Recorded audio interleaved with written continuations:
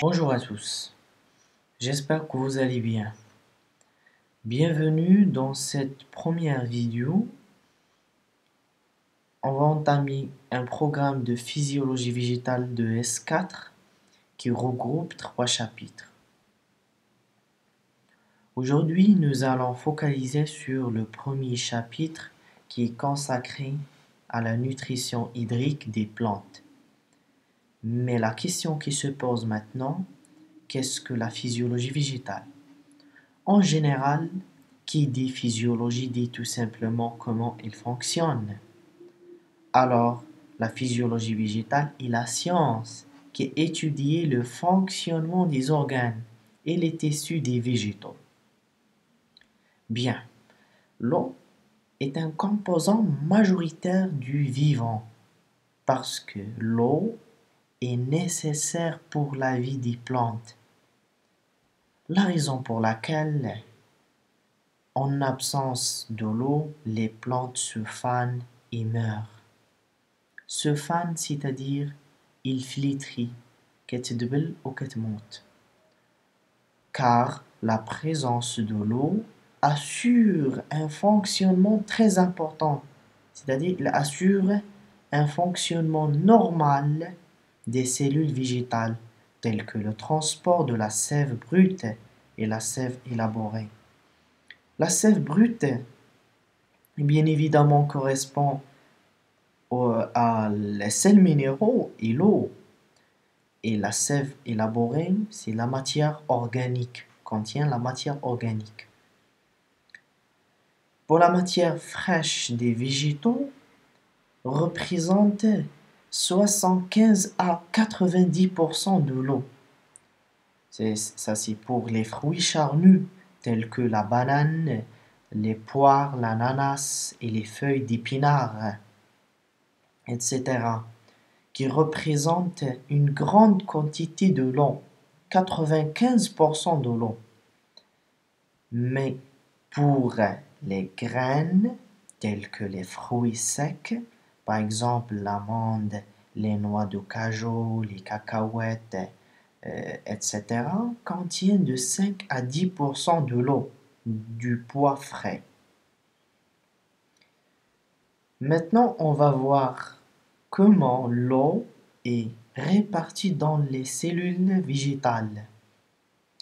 Cette répartition, bien entendu, n'est pas uniforme car la vacuole contient 95% de l'eau et le cytoplasme 60% à 90% de l'eau. Et pour les membranes épiciers et lignifiées, ils représentent seulement 5%. Comme vous voyez ici, ça c'est une grande vacuole qui stocke la quasi-totalité de l'eau. Et le cytoplasme aussi. Le cytoplasme, c'est le cytosol, c'est-à-dire le gel, ou bien les organites. Donc, le cytoplasme, c'est le cytosol plus les organites de la cellule.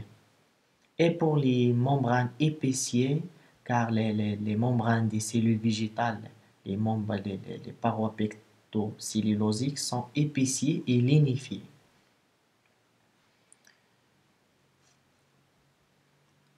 Passons maintenant aux propriétés et rôles de l'eau. L'eau est un dipôle car elle présente un pôle positif et un pôle négatif. Deuxièmement, l'eau a des propriétés ionisantes sur les molécules, c'est-à-dire elle facilite les réactions biochimiques. Elle possède des propriétés ionisantes sur les molécules. Elle va ioniser rapidement les molécules. Donc, elle facilite les réactions biochimiques telles que la photosynthèse et ainsi de suite. L'eau, troisièmement, elle a un pouvoir tampon important, très important. Puis, l'eau emmagasine beaucoup d'énergie, mais ne rejette que peu de chaleur. Il neutralise aussi rapidement les solutions acides et basiques.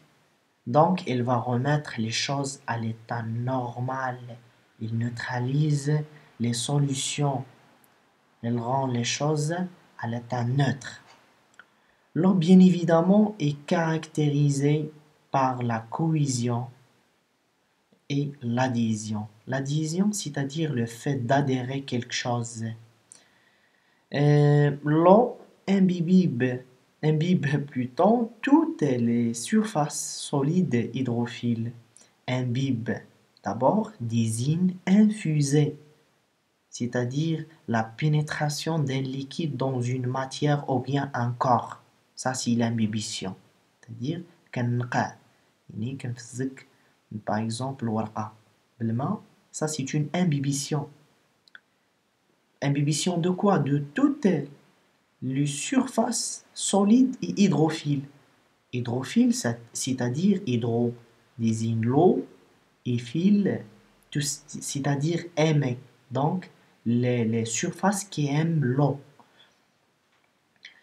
L'eau est un bon solvant. Est un bon solvant pour les solutés polaires. Les solutés qui possèdent deux pôles. Donc, il va assurer une solvatation. Il va entourer les ions sodium et les ions calcium. Elle va changer la position de la molécule d'eau. Elle assure la solubilisation et le transport. Le transport, c'est très important. Elle assure un rôle très important. C'est le transport. Transport d'un grand nombre de molécules, tel que le transport de la sève brute à travers le xylème et la sève élaborée à travers le phloème. Donc, elle sert le transport du nutriment et les hormones, telles que les hormones de croissance. Les hormones, car les végétaux, ils possèdent aussi des hormones. Ce sont des molécules biochimiques qui assurent plusieurs fonctions. L'eau, il constitue la substance fondamentale du milieu intérieur de la plante. Le milieu intérieur, c'est le milieu où baignent les cellules directement. Donc, cette substance fondamentale est représentée par la sève brute et élaborée, comme j'ai dit tout à l'heure. L'eau maintient les cellules en turgescence à cause de la vacuole centrale. D'abord, qu'est-ce que la vacuole? La vacuole est un organite central qui contient de l'eau. C'est une citerne, bien évidemment, qui permet le stockage et le transport des molécules. Deuxièmement, qu'est-ce que la turgescence maintenant? La turgescence est un état de pression de la cellule qui est caractérisé par une augmentation du volume de la vacuole, de la cellule végétale, bien évidemment. Donc, on parle de l'état inverse de la plasmolyse.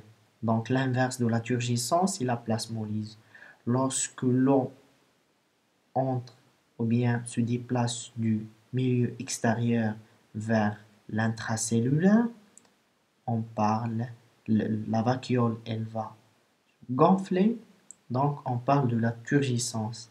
Et l'inverse, c'est la plasmolyse dans les milieux hypertoniques. L'eau imprègne les parois cellulaires, c'est-à-dire il va faire une imbibition nécessaire à la perméabilité cellulaire. Donc, c'est une imbibition nécessaire à la perméabilité cellulaire. Donc, pour conclure, l'eau, elle assure plusieurs rôles dans les cellules végétales. Donc, elle assure plusieurs fonctions. Donc, la molécule de la vie. Merci pour votre attention. Dans les prochaines vidéos, on va aborder l'eau dans le sol et l'équilibre hydrique du sol et l'équilibre hydrique de la plante. À bientôt.